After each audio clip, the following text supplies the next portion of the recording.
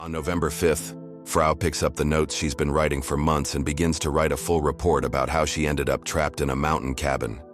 It all began in May, when she went on a trip with two friends and their dog, Lynx. Frau wasn't used to animals and felt uncomfortable around the dog. After arriving at the remote cabin, her friends decided to visit a nearby village pub. Tired, Frau stayed behind with Lynx. She tried to bond with him, but he growled at her. She spent the day doing self-care and awkwardly avoiding eye contact with the dog, then went to bed early.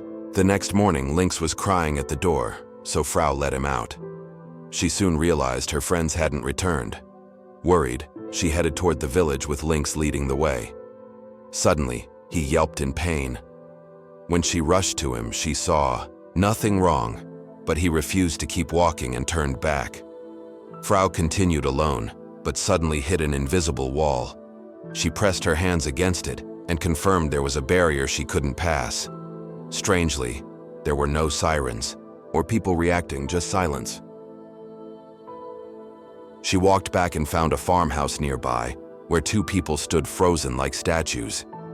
She couldn't speak to them or get through the barrier. Water still ran from their tap, but they didn't move.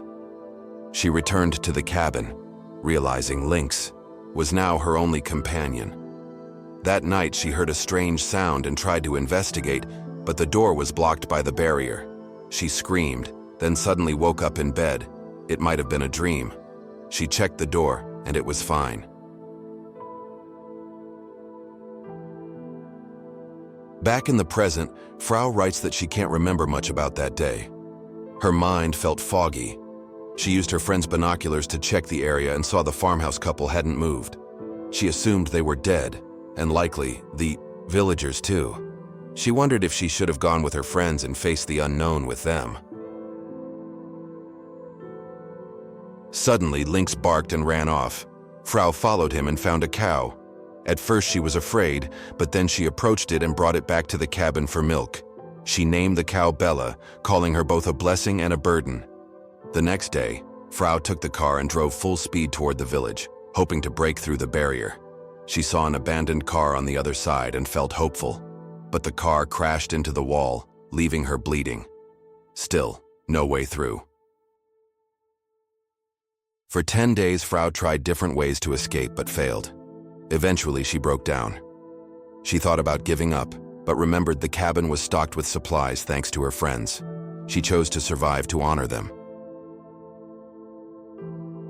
With plenty of wood and potatoes, she started a small farm. Lynx helped dig. Every morning, she wound the clocks and marked days off a calendar. On May 30th, it rained all day. Frau stayed inside and heard a strange sound outside.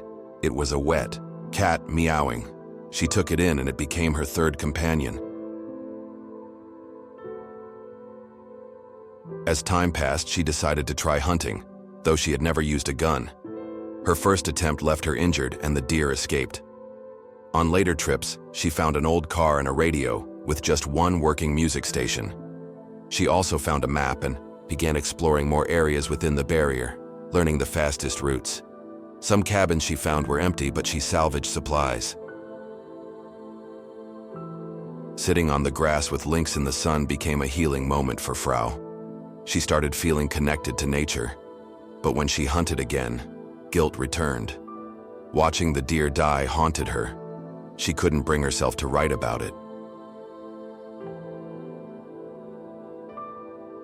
One night, a thunderstorm kept her awake. The next morning, she discovered the cat had given birth to a white kitten she named Pearl. Taking care of the animals became her new purpose. Her former work life was replaced with caring for her furry family.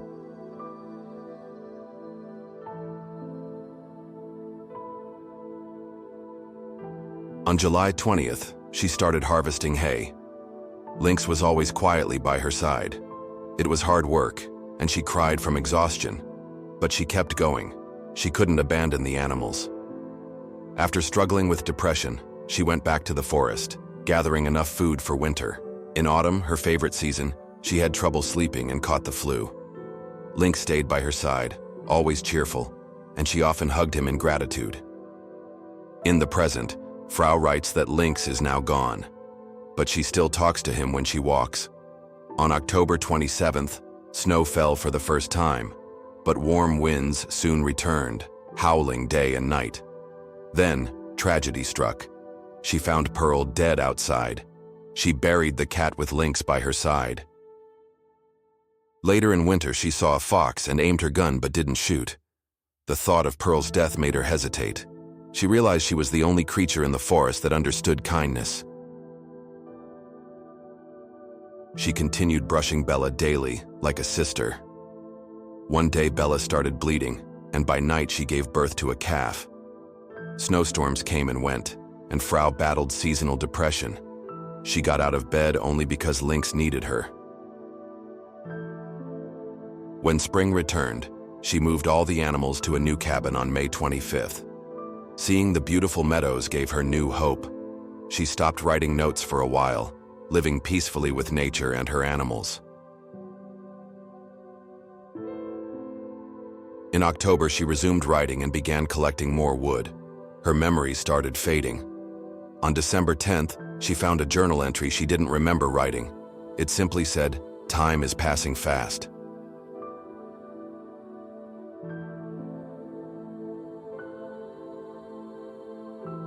She grew philosophical, thinking about how both animals and people are forced to live lives they didn't choose. She noticed a white crow, always left out by its black flock, and began leaving food for it. 2 years passed inside the barrier. Frau forgot her old life and gave up hope of rescue. In early June, she moved to a new house again, hoping to feel the joy of her first summer. But the magic didn't return. One afternoon, while walking back from the woods, Lynx heard something and ran off. Frau followed, and was horrified to see a strange man killing Bella's calf with an axe. Lynx attacked him, but by the time Frau grabbed her weapon, it was too late. Lynx was dead. She shot the man and buried her friend while Bella cried for her calf. She threw the man's body off a cliff without emotion.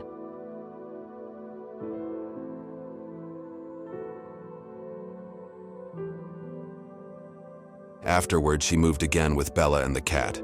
Without Lynx, she had only her thoughts.